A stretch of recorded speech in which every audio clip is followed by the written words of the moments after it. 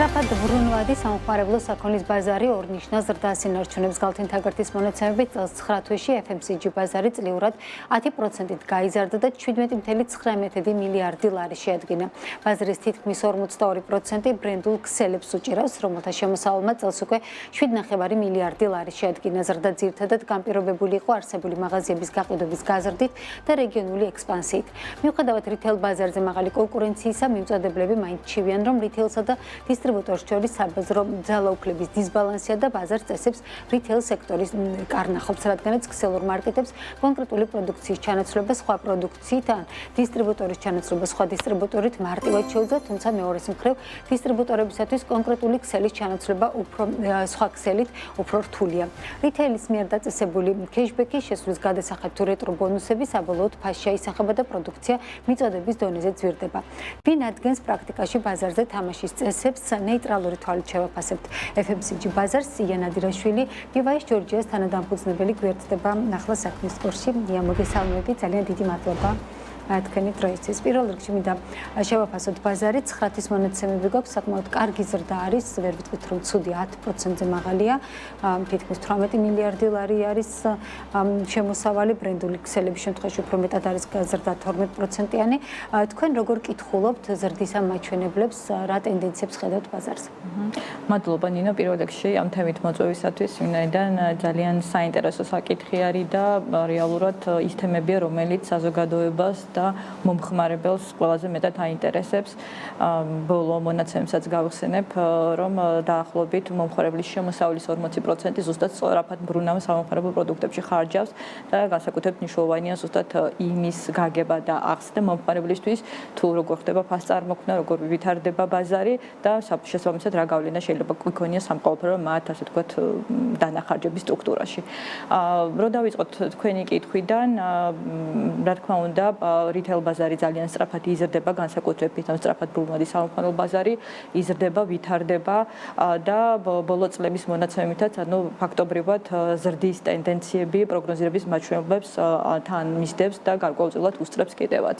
თუმცა ზრდასთან ერთად ძალიან მნიშვნელოვანია განვითარების მაჩვენებლები და განვითარების კუთხითაც ხდება, მოკლედ განვითარება ჩვენ ხედავთ ბაზარზე, ვთქვათ, სხვადასხვა რითეილერების შერწყმას, რაც პირდაპირ მიუთითებს იმას, რომ მოკლედ ბაზარი ორიენტირებულია ეფექტურობისაკენ. ჩვენ ხედავთ ტენდენციებს, როდესაც რითეილერები საკმაოდ დიდი მოცულობით ახდენენ ტექნოლოგიებში ინვესტირებას და ესეც მიუთითებს იმას, რომ ისინი ახდენენ თავიანთი ბიზნეს ოპერაციების გამართულ მართვას და ეფექტურობისაკენ სწრაფას.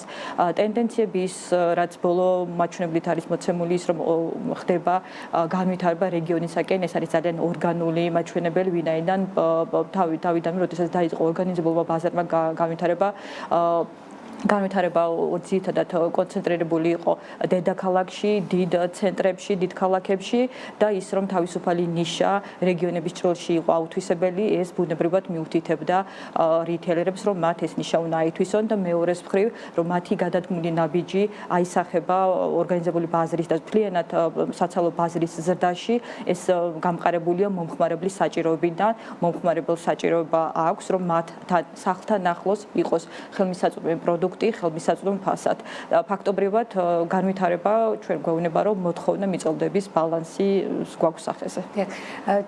ჩემს გარშემოც, თუნდაც ჩემს სახლთან ძალიან ბევრი ქსელური სუპერმარკეტის მაღაზია არის, ბრენდული მაღაზიები.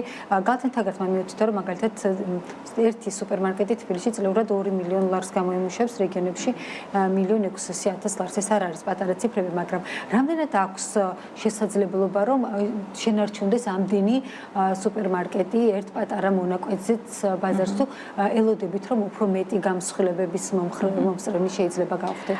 განვითარებას როგორ ხედავთ? რეალურად ჩვენ გამსხვილებების მომწმეები უკვე ვართ და ეს გამსხვილებები ერთის მხრივ და მეორეს მხრივ რეალურად გამოხშირვა, შეიძლება ესე ითქვას, ან რეალურად კონკრეტული ფორმატების დახურვა, გადაკეთება, ანუ ესეც რა თქმა უნდა თამდები პროცესია, ვინაიდან ვინაიდან გვახსენეთ, რომ ბიზნეს პროცესების ეფექტურობა ძალიან მნიშვნელოვანი არის. დღეს ჩვენ ვხედავთ, როდესაც რიტეილ ბაზარზე მიუხედავად მაღალი ბრუნვისა და ორგანიზებული რიტეილის ძალიან სწრაფი ზრდისა, საოპერაციო მომგებიანობა და საოპერაციო ეფექტურობა ძალიან დაბალი არის და შესაბამისად, უნდა ველოდეთ, რომ რიტეილის მხრიდან იქნება გადადგმული ნაბიჯები, თუნდაც გამსხვილების კუთხით, ან თუნდაც ის, რომ დაუშვათ ერთ-ერთ ლოკაციაზე თუ აქ კანიბალიზაციის ძალიან მაღალი მაჩვენებელი გამოვლინდება, მოხდება კონკრეტული, ასე ვთქვათ, ობიექტების დახურვა. ესე იგი მოსალოდნელია რომ რაღაცა თქმა უნდა მოსალოდნელი არის, თუმცა ამის ძალიან მტკიცებით საუბარი, რთული არის, თუმცა არსებული საოპერაციო მაჩვენებლიდან გამომდინარე, მსგავსი ქმედებები მოსალოდნელი არის ბაზარზე. სულ ცოტა ხნის წინ ფასწარმოქმნაზე მინდა ვისაუბროთ, რომელიც საკმაოდ აქტუალური თემა არის. ირაკლი ექვინაძემ კონკურენციისა და მომხმარების დაცვის სააგენტოს თავმჯდომარემ ჩვენთან საუბარში BMG-სთან თქვა, რომ მნიშვნელოვანი არის გაზრდილი ტვირთი არაპირდაპირი გადასახადებისა და ბოლო 5 წელიწადში თუ შევხედავთ Excel-ში შესulis გადასახადი მათ შორისო გაორმაგებულიც კი არის. ანუ ძალიან მაღალი არის კონკურენციის სააგენტოს შეფასებით ის გადასახადები, რაც არის cashback-ი, retro bonus-ი, Excel-ში შესვლა თაროზე განთავსება 1000 გვარი გადასახადები.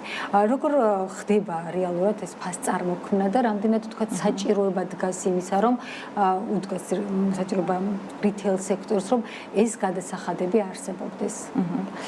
პირველ რიგში მოდი დავიწყოთ იმის ახსნით, თუ რა არის rebate-ი. Rebate ეს არის გარკვეული წილის ბონუსი, რომელიც უკავშირდება დიდი მოცულობის შესყიდვებს და შესყიდვის მოცულობიდან გამომდინარე rebate-ი მოკლედ წარმოადგენს მასტიმულირებელ ფაქტორს ერთის მხრივ მიმწოდებლისთვის და მეორეს მხრივ შემსყიდველისთვის, რომ რაც შეიძლება მეტი შეისყიდოს ამა თუ იმ პარტნიორისგან თუ მომწოდებლისგან, ხო? საკითხი როდესაც დგება rebate-ის ჭრილში, რომ ის მოქმედებს ფასწარმოქმნაზე, ერთის მხრივ დიახ მოქმედებს და ამას გავშლით რა კუთხით მოქმედებს, თუმცა მეორეს მხრივ უნდა ითქვას, რომ rebate-ი არ არის ძირითადი ფაქტორი, რომელიც განსაზღვრავს ფასწარმოქმნას. ფასწარმოქმნაზე და საბოლოო ჯამში პროდუქტის თვითღირებულებაზე მოქმედებს ისეთი ფაქტორები, ისეთი შეიძლება იყოს მაკროეკონომიკური, მიკროეკონომიკური ფაქტორები, ლოგისტიკა, პროდუქტის თვითღირებულება, იმპორტული პროდუქტის, ასე ვთქვათ, შესაბამისობა ბაზართან მიმართებაში და ბევრი სხვა თანამდებები, ზენდადები ფაქტორი, რომელიც განსაზღვრავს პროდუქტის საბოლოო ღირებულებაზე. ანუ საბოლოო ჯამში პროდუქტის ფასწარმოქმნაზე რომ ვსაუბრობ, მნიშვნელოვანია რომ შევხედოთ ამას სისტემურად და არა კონკრეტულ კომპონენტის ჭრილში. ჩვენ ვინაიდან ეს ფასწარმოქმნა და ფასი ძალიან სენსიტიური არის, ხშირად ხდება ამ პროდუქტი, ასე ვთქვათ, საკითხზე манипуლირება, თუმცა დღეს ჩვენ ფასწარმოქმნა შეიძლება პროცენტულად რა წილი შეიძლება ეჭიროს ამ ასე ვთქვათ არაპირდაპირ გადასახადებს. კი ბატონო, აი მოდი დავაზუსტებ, რომ პირველ რიგში ძალიან მნიშვნელოვანია რომ სისტემურად შევხედოთ ამ საკითხს და არ იყოს ვთქვათ კონტექსტიდან ამოგლეჯილი, ხო, ვინაიდან ჩვენ ძალიან მნიშვნელოვანია რომ ძალიან მკაფიოდ ჩამოყალიბდეს ზოგადად FMCG რიტეილის ბაზრის სტრუქტურა და მეორე როგორ ხდება ფასწარმოქმნის კომპონენტი. როდესაც საუბრობთ თვითღირებულებაზე, რაც ვახსენეთ, თქვათ ეს იქნება ფასთა შორის გაცვლითი კურსი, იმპორტი პროდუქტი, რომელი ქვეყნიდან არის იმპორტირებული, სხვადასხვა ზედნადები ხარჯები, ლოგისტიკური ხარჯები, ხო? ანუ ეს განსაზღვრავს პროდუქტის თვითღირებულებას. რაც შეეხება rebate, ეს არის ბონუსი, როგორც ვთქვი, რომელიც მიმართული არის პროდუქტის გაყიდვების სტიმულირებისათვის. თუ დავუშვათ ვიტყვით იმას, რომ rebate მოქმედებს პროდუქტის ფასწარმოქმნაზე და ეს აისახება რიტეილერის, ასე ვთქვათ, მომგებიანობაში, მაშინ ჩვენ უნდა ვხედავდეთ ამ ყველაფერს რიტეილერების, ასე ვთქვათ, ფინანსურ უწყისებში. რაც პირიქით არის, ხო, დავუშვათ თუ გაიზარდა rebate, ჩვენ ვხედავთ ბოლო მონაცემითაც, რომ ანუ რიტეილერების საოპერაციო მოგება არ გაზრდილა და არც ვთქვათ EBITDA პარამეტრი არ გაზრდილა, პირიქით აქ ვხედავთ ანუ შემცირების ტენდენციებსაც და ჯამში უნდა ითქვას, რომ ის ვთქვათ rebate ემსახურება საბოლოო ჯამში პროდუქტის გაყიდვების სტიმულირებას. ასე ვთქვათ იმისათვის, რომ რიტეილერმა შეძლოს უფრო იაფად, უფრო კონკურენტულ ფასად შესთავაზოს ბაზარს ესა თუ ის პროდუქტი, ხო?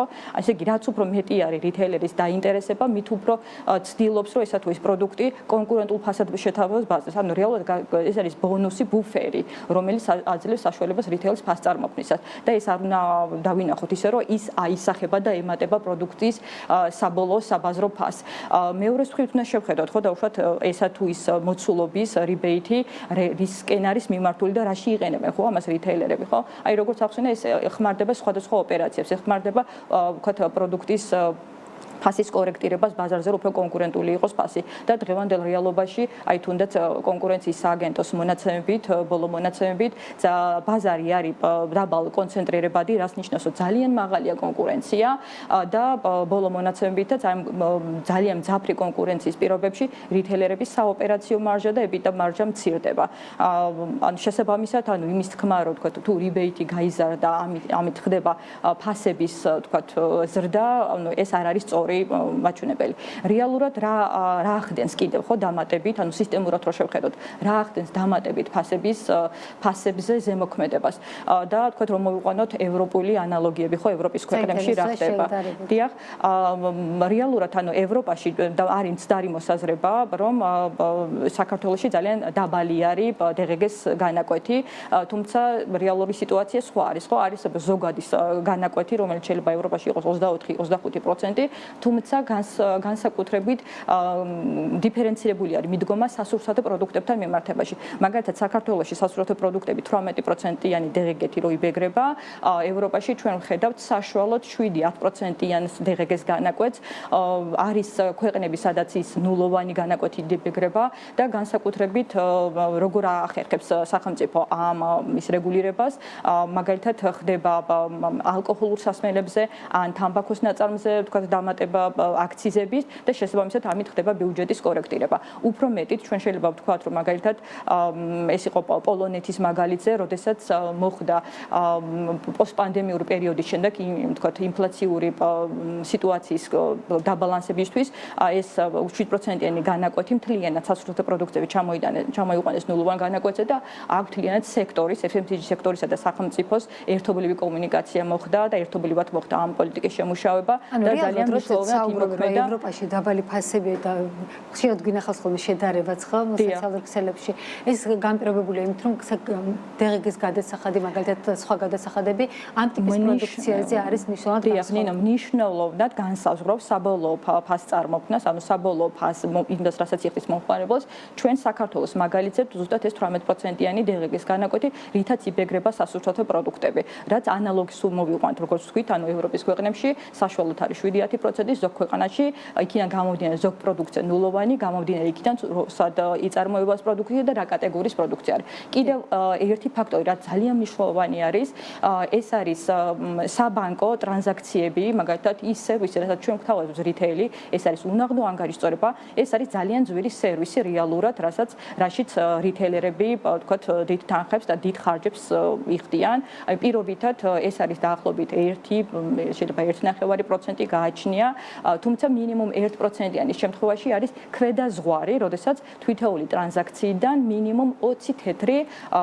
ასე ვთქვათ, მიდის ტრანზაქციის სერვისის საფაშურში. ანუ ჩვენ უფრო კაფიოთ რო გამოვხატოთ მაგალითის დონეზე და გასაგები იყოს, პირობითად ლარიანი პროდუქტის შემთხვევაში 20 თეთრი გადაიხდება ზუსტად საბანკო ტრანზაქციების მომსახურებისთვის, რაც ასევე ძალიან ძვირი სერვისი არის. ანუ რეალურად კიდევ ერთხელ რო შევაფასოთ და ვთქვათ, ხო, ანუ ფასს წარმოქმნა ძალიან მნიშვნელოვანი არის და ძალიან დიდი მადლობა, რომ სწორედ ამ თემებს ჩვენ ვეხებით დღეს და განვიხილავ და ვისურვებდი, რომ უფრო ხშირად გქონდეს საშუალება იმისათვის, რომ ფასს წარმოქმნის მექანიზმები, FMCG რიტეილის სტრუქტურა, ხო, უფრო სისტემურად შევაფასოთ და ხმა მივაწვდიოთ საზოგადოებას, ვინაიდან როგორც ვთქვით, ანუ თვითეული ჩვენთაგანი ძალიან დაინტერესებულია, რომ კაფიო და გამჭირვალე იყოს ეს ინფორმაცია და მადლობა, რომ ზუსტად ამ თემებს ჩვენ დღეს ვეხებით. მადლობა თქვენ რომ მოხვედით და ვისაუბრეთ. ამ თემებზე რა თქმა უნდა ჩვენ არაერთხელ გადაცემას მივუძღვნით და არაერთი მიგვიწყნია კიდევაც და გავაგრძელებთ ამ თემებზე საუბარს. ძალიან დიდი მადლობა იანა დირეჩვილი, ბიბაის ჯორჯიას თანადამფუძნებელი იყო ჩვენი სტუმარი.